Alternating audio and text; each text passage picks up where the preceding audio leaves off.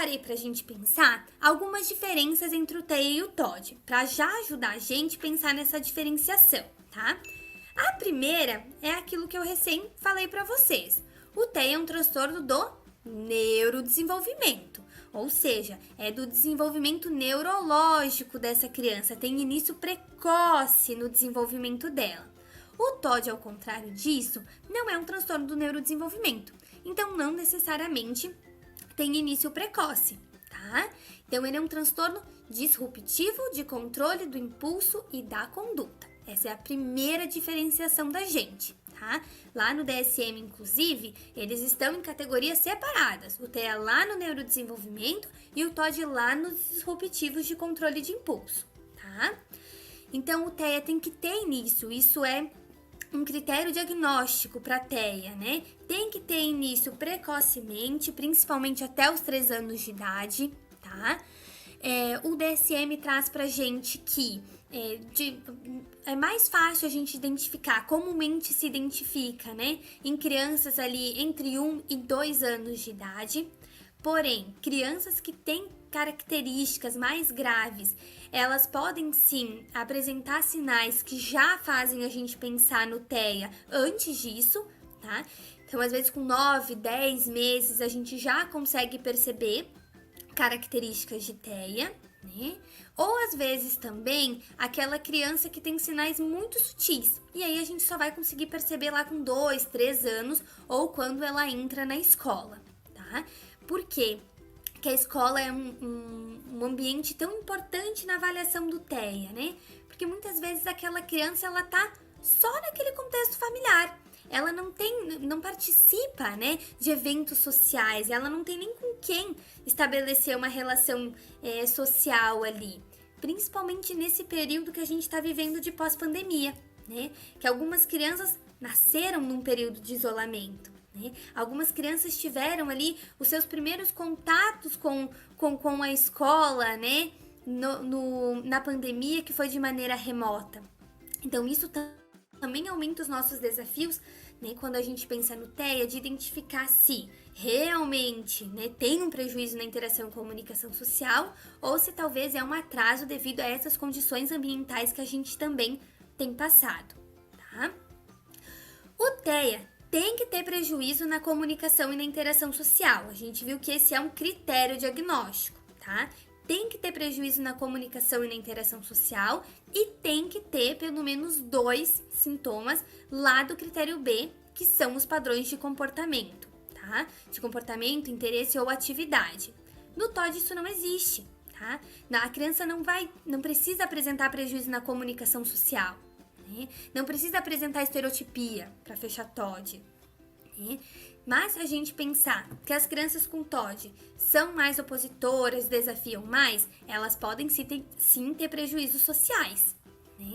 Mas aí a gente vai ter que identificar se esse prejuízo social que ela está tendo é por conta dos comportamentos que ela apresenta ou se é um prejuízo que é intrínseco, digamos assim, é uma dificuldade que realmente ela tem para desenvolver essa interação social, tá?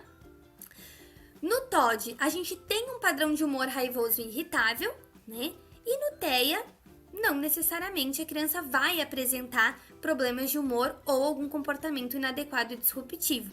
A gente pode ter crianças com TEA, mesmo, né, com algum grau de inflexibilidade, mas que não são raivosas, não se irritam facilmente. E esse é a principal característica, né, o principal sintoma ali do TOD, esse padrão de humor raivoso e irritável, esse comportamento questionador e desafiante, que não necessariamente vai aparecer lá no TEA, né, tanto que a gente não viu nenhum critério diagnóstico que falasse sobre isso, tá?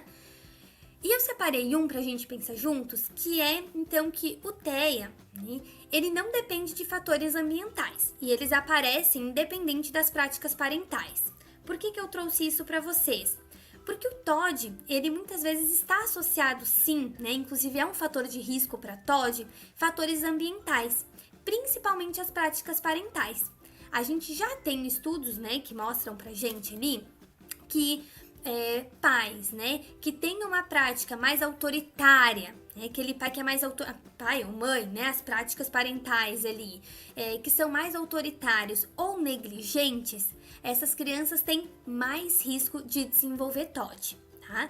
Aqui no TEA a gente não tem isso, né? Os sinais de autismo, eles vão aparecer independente ali das práticas parentais. As práticas parentais, elas vão contribuir, claro, no sentido de desenvolver ou não algum transtorno ou algum problema de comportamento, tá? Então aqui sim, eu posso ter uma criança com TEA e aí eu sou um pai mais autoritário ou negligente, né? As minhas práticas parentais são na base de punição e aí sim a minha criança com TEA pode apresentar TOD.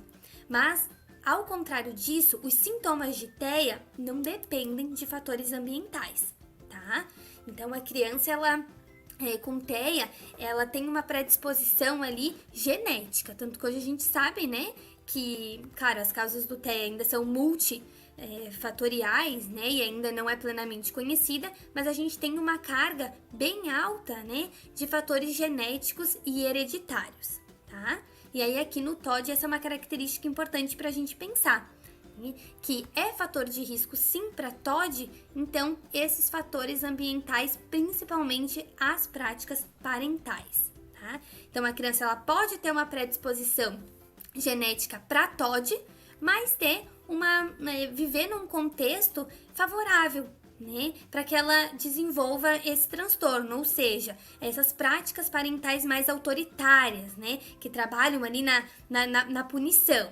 E aí sim, eu corro mais risco de desenvolver sinais de TOD. Mas eu posso ter uma predisposição e viver num contexto que não é favorável para o aparecimento desses sintomas, né? E aí eu diminuo ali as chances de eu desenvolver esses sinais ao longo ali da vida.